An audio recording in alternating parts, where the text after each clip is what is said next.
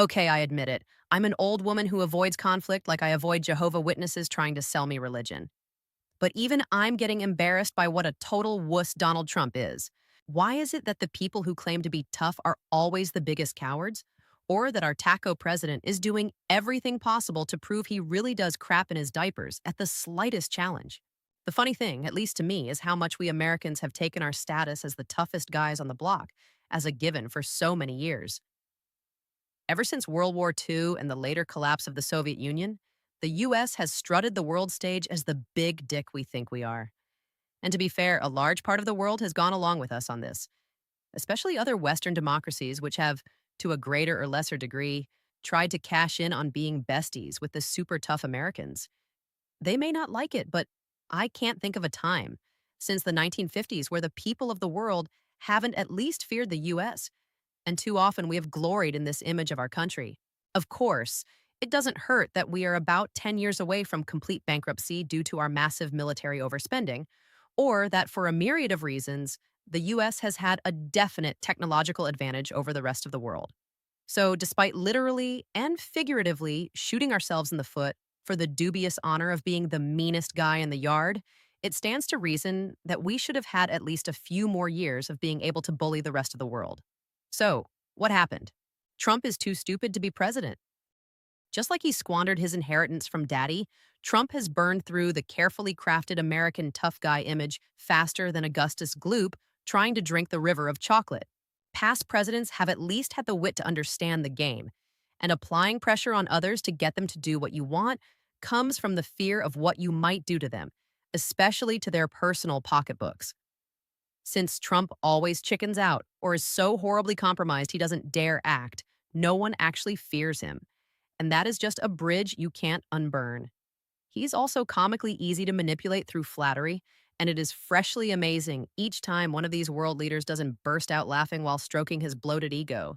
Trump, like many of his followers, seems to truly believe the hype about what this country is, as though we are some kind of beyond the normal collection of mythical beings.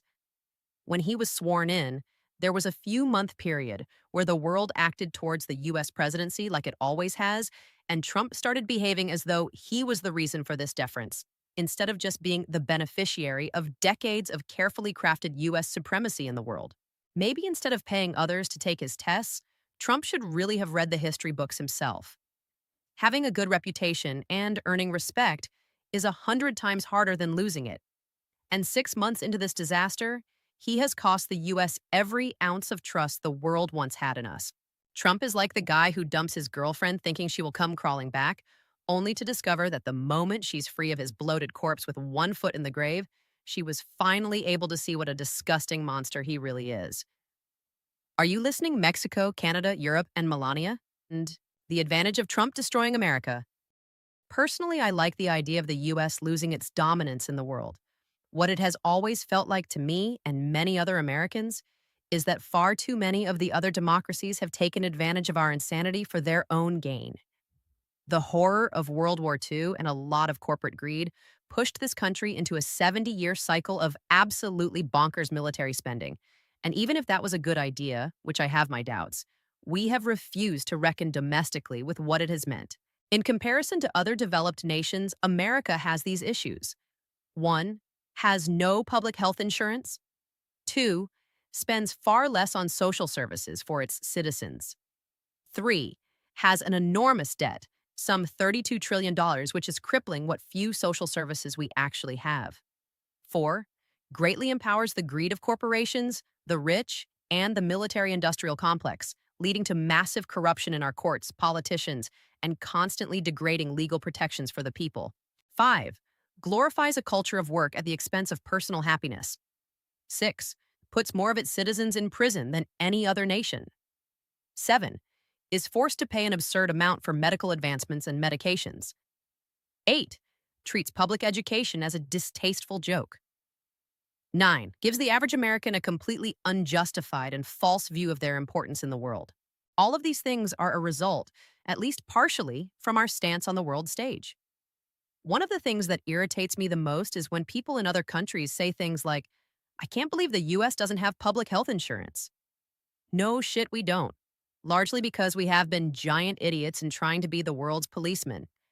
It is somewhat galling to be chastised by people from Canada and Europe, who often live far longer and better lives than we do, since their own governments have used our irresponsible spending as a way to truly provide for their own citizens, something they can do much more easily since we have been their buffer against the world's aggressors.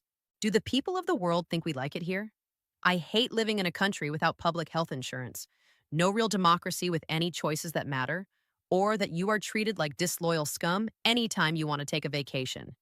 And that doesn't even get into the daily fears over gun violence, racist, and anti-LGBTQI plus sentiment. Or that you will be lucky to retire before you're 80 and forced into some kind of dehumanizing death village. And I know this is our own fault, so don't even start, but you don't have to be so cheerful when you remind us of how you are benefiting at least some from our life sucking. And the good news? Since Trump, in his brain demented way, has driven the US right off a cliff and hastened our demise, the world has been forced into a major crossroad. What I hope will happen is two things. First, the world stops using America as its shield against bad actors. This could come in the form of increased military spending and fewer services to its citizens, thereby spreading out the pain we have largely been shouldering.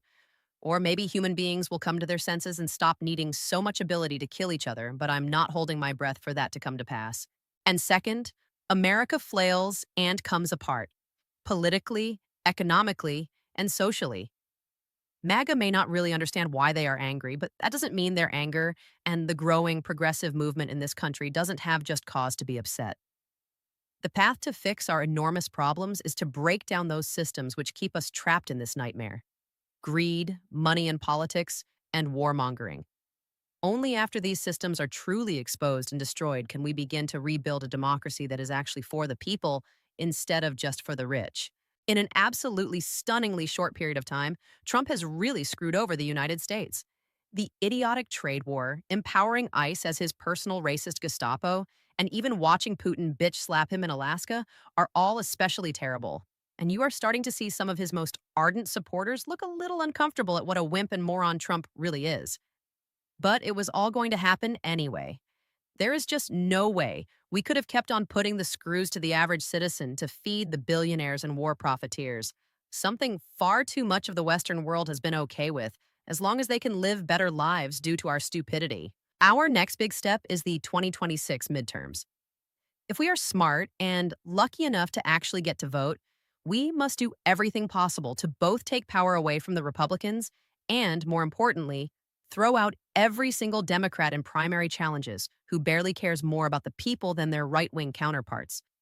Demand a representative and senator who isn't bought off by corporations, blindly supporting the Palestinian genocide, or so personally corrupt that you feel like you need a shower just by voting for them.